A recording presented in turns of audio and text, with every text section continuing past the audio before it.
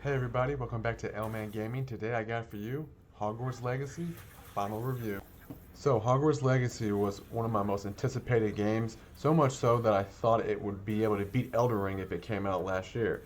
I'm happy to say that the game has absolutely impressed me in a lot of ways, but at the same time, it's actually has disappointed me in some ways too. So let's get into that. So right off the back, I can just tell you right now, this game was made for the Wizarding World fans, right? Harry Potter fans. People always make the thing, the skin carries the game, but isn't this kind of like the point of this game, right? The skin carries it absolutely, and for good reasons too. So much so that I can go ahead and save you a lot of time right now. If you're not a Wizarding World fan, right, the Harry Potter fan, don't play this game, right? It wasn't made for you. This game was made for the fans in mind 100%. That if you're not interested in this world in any kind of way, really guys, don't bother playing it. With that in mind, right, what's the best thing that they've done here? Major props goes to actually just honoring this universe and making it their own. 100% just knocked it out of the park there. They absolutely killed it from the castle to the open world.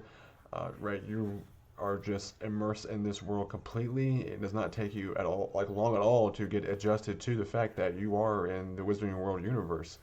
In fact, here's the thing that surprised me the most, actually.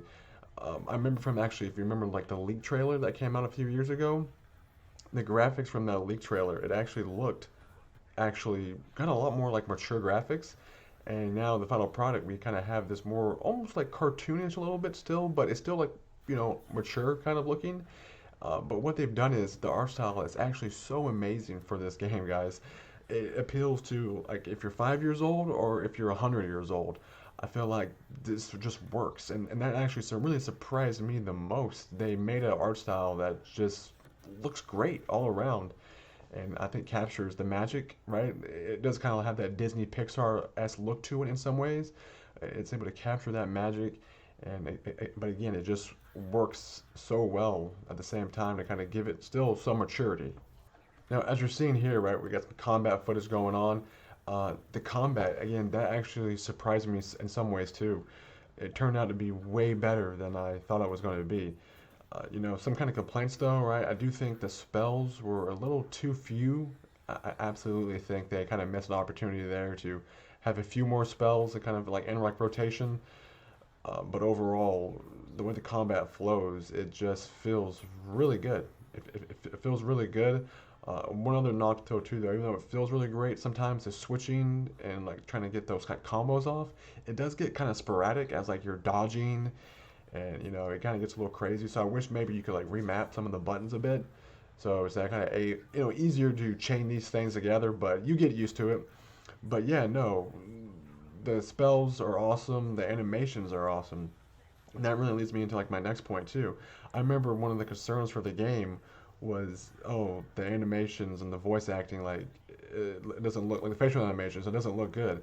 When in fact, actually, that was actually like turned out to be one of the best things actually about the game. The voice acting was superb, and that goes into the spell, like the combat too. The way you just like Bombardo, Accio, it's so freaking good actually that it works to like their favor. But let's get into my favorite thing about the game. Without question, my favorite thing about the game is the room of requirement and the vibrariums, which you see like the magical beast. Man, you know, all the ideas that they had for this game, this is one that I didn't even think about, and what a clever way to incorporate the room of like requirement. And so much so, like, right, at this point where like RPGs, like I have to have like this home base now, man. Like I need a place to like kind of come back to and just like kind of see my equipment gear and kind of like mess around a bit, it just somehow it just works like so well and just like brings you in more into like that universe. This is that on steroids. I cannot believe just how in depth this is and just how cool this is and how like it supports you kind of going forward through the game. Which like you're crafting your potions and your materials and again, right, you're getting these magical beast like resources so you can like upgrade your gear. It's just like wild, man. Thinking going forward, like I just want every game to kind of have something like this. And we've seen it in some games already too, right? Like Death Stranding, like Horizon Forbidden West. Elden Ring, right? You're gonna have that keep. I mean, but this is just done. This is done right. This is how like you do this. And again, right, I haven't even mentioned that you can really customize everything, and in terms of the layouts and the statues and other kind of like furniture. So again, it's my favorite thing about the game. It's absolutely just wild, just how much this again brings you into that universe and does such a great job of kind of allowing you to just again have that wizarding fantasy, right? This is amazing. Seriously, guys, like this is just incredible. Can't say enough good things about the rumor requirement and the vibrariums and Deke, the house elf that helps you out. Just absolutely fabulous job on this end. So, what didn't actually work well though? Again, I'm hyping up the game, so many amazing things.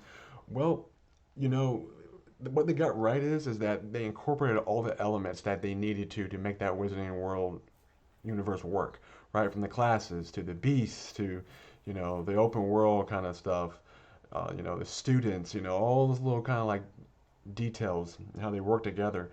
It's amazing. But but what they did is actually they kind of spread themselves too thin. So even though all those systems are in the game, they're very light, like extremely light actually. In fact, you could argue that it's like a baby RPG almost, and it does kind of feel like that mobile aspect, right? I mean, like your upgrades for like your clothes. It's literally just like three levels of upgrade to like get your stats up, and then you can slot in like one trait. It's like it's so basic. Even again here with the magical beads, right? You do two things, you get their one material, and that's like all like you need to like, do it. So it's just very easy and very checklisty and like a way to kind of accomplish these kind of like goals. But that's even more so again with like everything, right? Just think about like the amount of plants that you have. Only three plants, the potions, right? Very few kind of potions. So like all these systems, right? It's very thin. Even more so, my biggest issue with the game is actually, especially where they spread themselves thin, is the classes actually. Yeah, let's talk about the classes because that's one of the things I thought they were going to get 100% right. But what the classes end up being were like a 10-second cutscene. You press a button and like you learn like a new spell. And don't get me wrong, like it worked, and some of them were like more involved than that, sure. But you only end up going to them like once, twice each. I mean, like the most involved one was like the history class, and it was a funny quest, but you actually end up learning a lot too. And that's why I was kind of hoping all of them would be, involved. You learn a lot, but they're not though. They're just a way to give you like a new spell. In fact, the dang trailers that showed off the cutscenes, dude, that's like half the classes right there. So that was kind of like way less involved than I thought they were going to do. Like in fact, I kind of feel like they lied. I thought we were going to get something where like you go to a class and there's like a mini game associated with it, and then maybe like your spells like get upgraded that way, and you can like turn your spells into, like different and like different perks or like your spells and like change them that way, right? By having to go back to like the class for like extracurricular and like do the mini game there or something. But it's not though. It's just completely just again like a cutscene, and that at that point that's way too light for me, way too light.